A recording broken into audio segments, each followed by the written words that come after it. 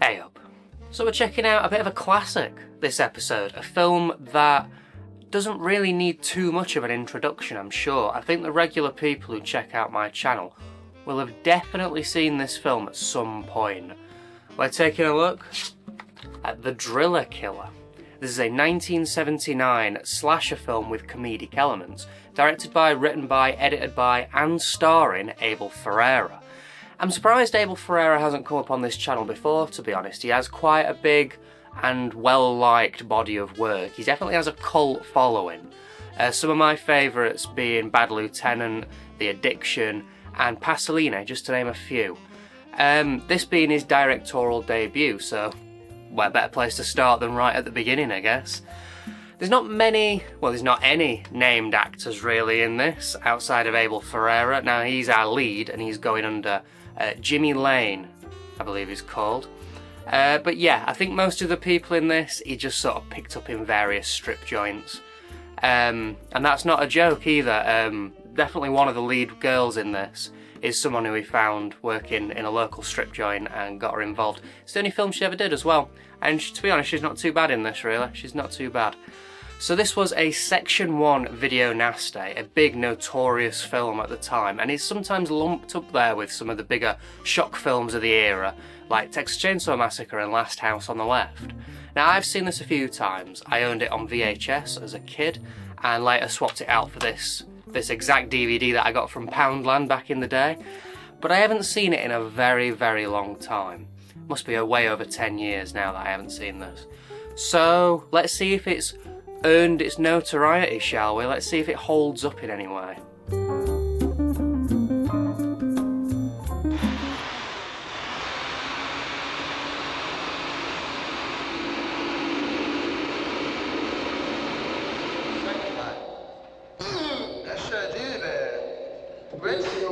You know about how to bitch and how to eat and how to bitch and how to shit and how to bitch, but you don't know nothing about pain, so don't tell me what. The film follows Reno, a struggling artist living in New York with his two girlfriends. Money's tight and no one's willing to lend any. All the people in New York are insane, and to make things worse, a punk band's just moved in downstairs, so Reno's sanity is kind of on the brink here. That is, until he finds a new muse for his art, a drill, which he uses to enact cathartic revenge on anyone in the vicinity. It's pretty good. I quite liked this one, to be honest. It's surprisingly laid back. It's got a very 70s pace to it, mixed in with some scuzzy sleaze and violence. For its 95-minute runtime, it definitely kept my interest. It's not the worst paced film I've ever seen. Now, it's not perfect, don't get me wrong, but it does do a lot right.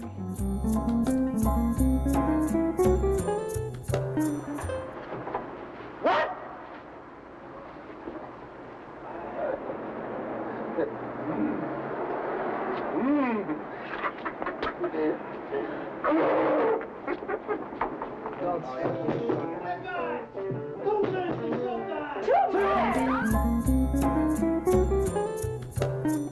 It's arguable that the main character of this film really is New York itself. It's depicted constantly with all these crazy, insane, screaming people, helpless, homeless people, and then all these arsehole-ish, artsy people who think that they're too good for anything. It's maddening, really, and it all serves to put you in this same headspace that Reno, our lead, is in. Everything's designed to try and make you feel annoyed or fed up or like just out of sorts, really, and I'd say it works, to be honest. It definitely puts you in that grimy, grotty, I need to get out of here sort of headspace. And while some might say, well, it's just annoying, I don't know, I feel like it does serve a purpose. It is trying to reflect what the lead is going through. Reno himself is the sort of like just a hothead sort of artist, you know. He he knows what he wants, but he's not quite getting what he wants, so he's pissed off and annoyed. And he does have some quite funny lines here and there. Abel Ferrara's pretty good as the lead. Yeah, he plays him well. And then we've got the two girlfriends who are sort of the opposite to Reno. One of them being like quite level-headed and calm most of the time, and the other one being just completely ditzy and away with the fairies. And Reno sort of sits in the middle as this like annoyed, he's too grounded, I guess, to a point where he's just like losing his mind. And then you got the band that move in downstairs, and these guys are fantastic. They've all got massive egos, no sense of time, and the clothes that they wear are insane. It's so fun to watch. So it was shot 78 to 79, so it's the back end of the 70s, and you can see it bleeding into what would be the 80s style, and it works so well. They are complete arseholes and you hate them, but you love to hate them while they're on screen. Yeah, everything just sort of works. The acting isn't amazing overall, but it fits the vibe of the film, I'd say.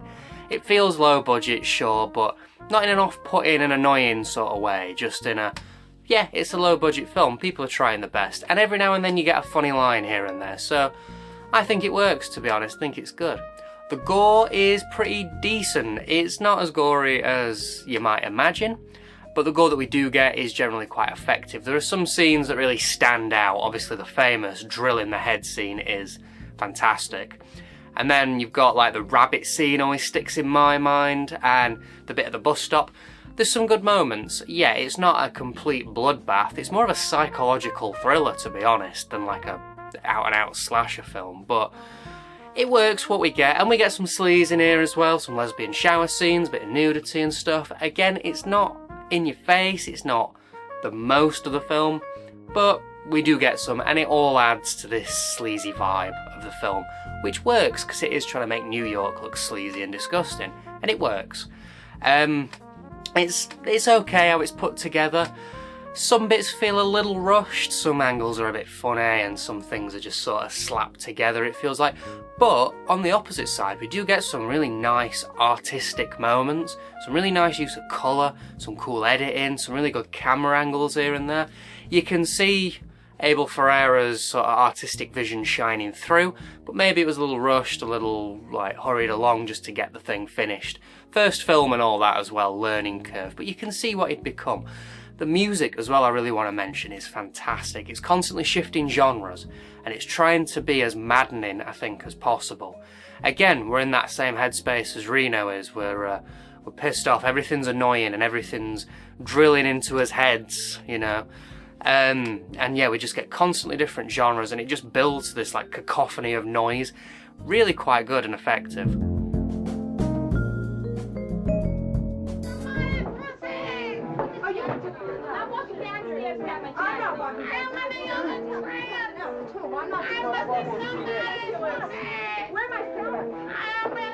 I tell you what, there's no job in the world that I know worth getting out of bed in the morning for. And I know something else that's good for jobs that give you a pain in the neck. This...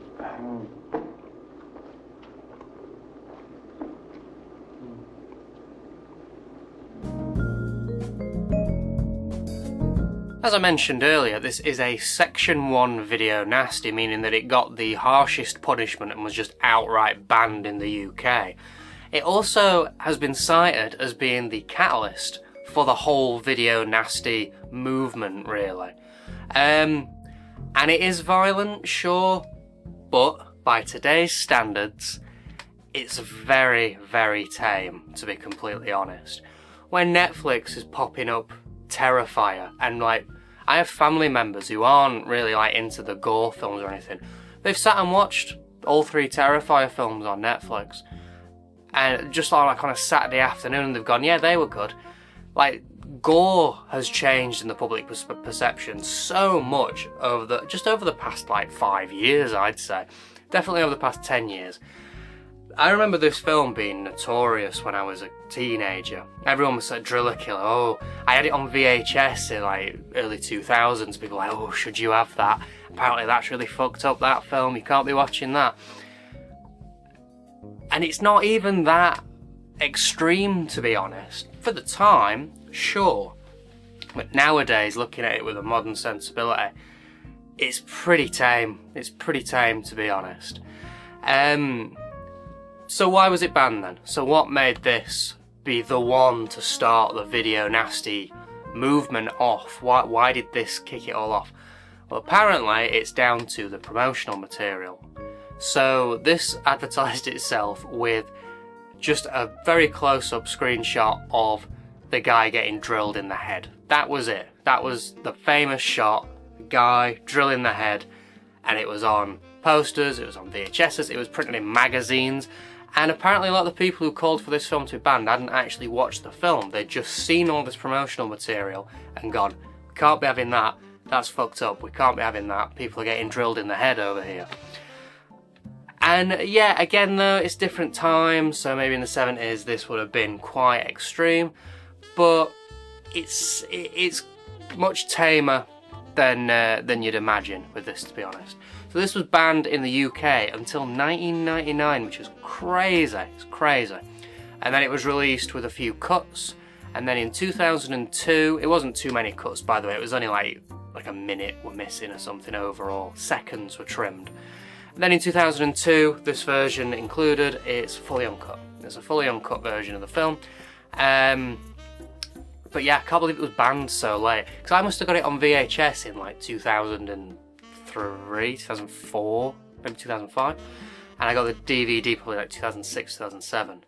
And I remember people being like, oh, you can't see that, but it was just newly unbanned, I guess. These days it's like, who cares? But back then there was a bit more gravitas towards it, I guess. There was a bit more like, ooh, you can't have that, that's fucked up, that was banned for ages. Yeah, it's crazy. There is another cut though. It was found in 2017 and it runs for 100 minutes, so 5 minutes longer than this one. And it's just a pre-release cut. It isn't extra stuff that got banned or anything like that. It is literally, they did a run, it was 100 minutes, people said it was too long, Ferrara and his team chopped 5 minutes out, and the full uncut version has been found, and Arrow have put it out on their Blu-ray, so might be worth a checking out for fans of this film maybe. Lastly, before we move on, this film's been remade twice. Weirdly recently as well, which is bizarre. So the first one is called Driller Killer E2 and was released in 2012, and the poster looks absolutely terrible, looks awful. There's no reviews really on Letterboxd for it, no one's watched this thing. And then there was another remake called Detroit Driller Killer in 2020. It's only 5 years ago. The poster's a little better, but it still isn't getting very good reviews. Neither of these films are getting good reviews, and judging by just looking at them and how long it took to get like sequels or the remakes, I think Driller Killer E2 is a British remake set in London. I don't know, they don't look worth your time. Plus, I don't know where you'd find these. They look pretty difficult to source. But yeah, they exist. There's that information for you.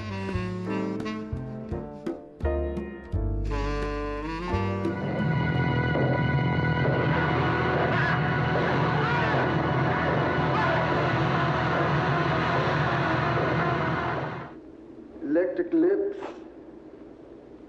little dog. Baby, come back for your stuff, man. Okay, let's take a look at this print then. It's mixed. It's one of those again where it's 16:9 in 4:3, so it looks tiny on a modern telly, which isn't great. It's kind of low quality, grainy, scratchy, a little soft, pixely. It kind of adds to the vibe, to be honest, I'm not going to lie. I don't really know if this film needs to be in high definition, beautiful, you know, restored and all that. I think the grimy nature of it sort of adds to the whole vibe of the film, really. It's not unwatchable, it's just, you know, it's a little low quality. The audio isn't great in parts either, it can be muffled, there's a bit of clipping. Again, it's not going to ruin your experience. If anything, it might enhance your experience slightly because it feels like something that you found in a bin.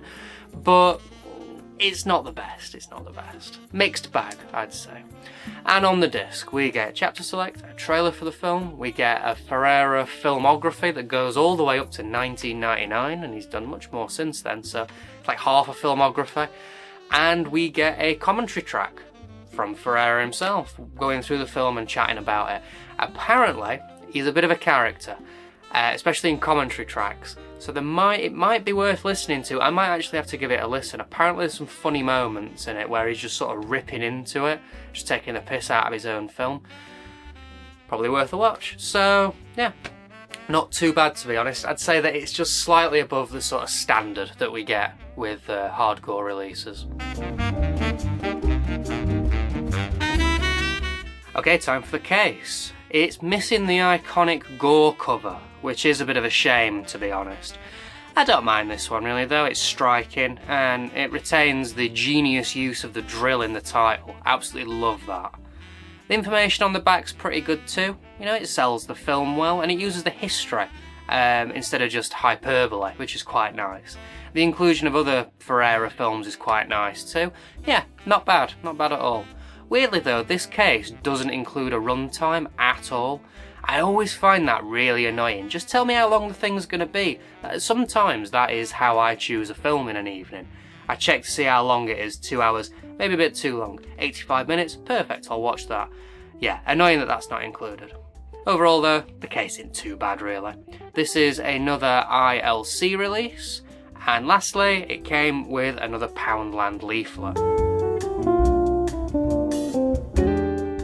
Overall then, yeah, I quite like this one to be honest. I think it's pretty good. It does a lot right, you know, it's sleazy and violent and annoying and grimy, and it's got a low budget charm to it. It's notorious for being like a sleazy, dirty film you shouldn't watch, and it feels like it while you're watching it. It's not going to be for everyone. It'll be off-putting to some people. It can be a little slow. If you don't mind a 70s pace, you'll probably dig it. If you prefer if your film's a little tighter, a little more modern, it might not tick some boxes for you, unfortunately. I'd still give it a recommendation though. Historically, it's an interesting film, and it's got its moments. It's definitely got its moments. For fans of Video Nasties, for fans of Abel Ferrara, it's worth a look, definitely. As far as ways to go, it's an interesting one because the shit print on this kind of adds to it a little bit. It makes it feel like something you've found. It's dirty and grimy and it adds to the vibe of the whole thing. So maybe that's a good thing. There's a few as well. DVDs floating around. It got released a couple of times. There's a special edition, I think, of this one missing the Hard Gore branding and such. But honestly, probably best off going with the Arrow Blu-ray because you get multiple prints. I don't know how much they've cleaned it up. It might still look grimy and dirty and horrible, but you also get a bunch of special features, and it's probably nice. It's just in a nice packaging and such. It's probably a nicer way to watch it than this, to be honest. And I think it's only cheap, so it's probably worth grabbing. So yeah, one of the better ones in the collection, to be honest. It's definitely up there with some of the best ones in the collection so far. Not the best Video Nasty, but definitely not the worst either. Next episode. Now, you might be surprised to hear this, but next episode we're looking at the last film in the Hard Gore collection, technically. You can see here, it's the last one with the branding. I'll talk more about that in the next episode. But yeah, we've made it this far already. It's crazy to think, isn't it?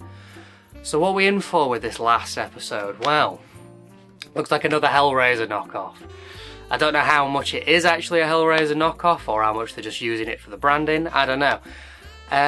But it looks like we might be in for something a little trashy next episode. We're going to be checking out Hellmaster.